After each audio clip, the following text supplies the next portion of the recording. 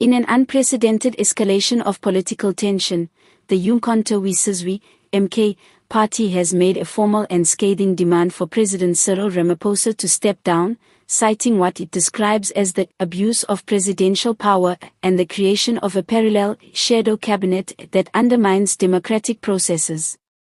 The announcement, delivered in a statement that left political analysts and party insiders shocked, signals a deepening crisis within South Africa's political landscape, revealing fractures that could have long-lasting ramifications for the ruling party and the nation's governance.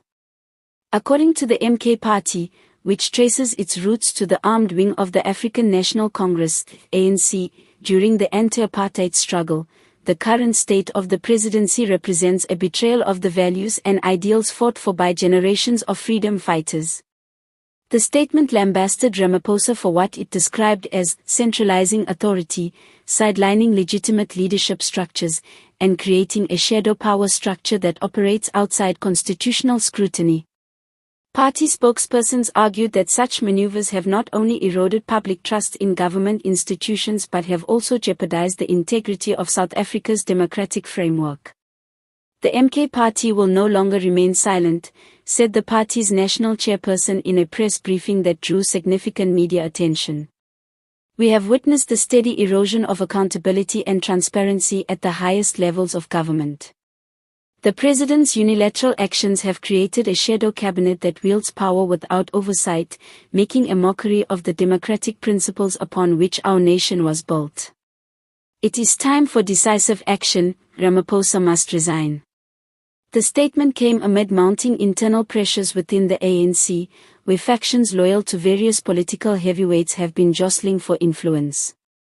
Political analysts suggest that the MK party's public intervention represents a growing impatience among veteran liberation movement structures who feel marginalized and ignored by the current leadership.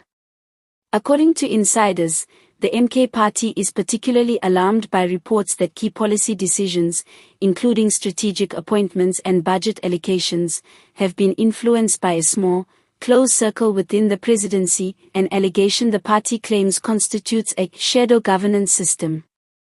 Observers have noted that while the MK party does not hold a parliamentary majority, its moral authority, rooted in its historical legacy as part of the struggle against apartheid, carries significant weight in the political discourse.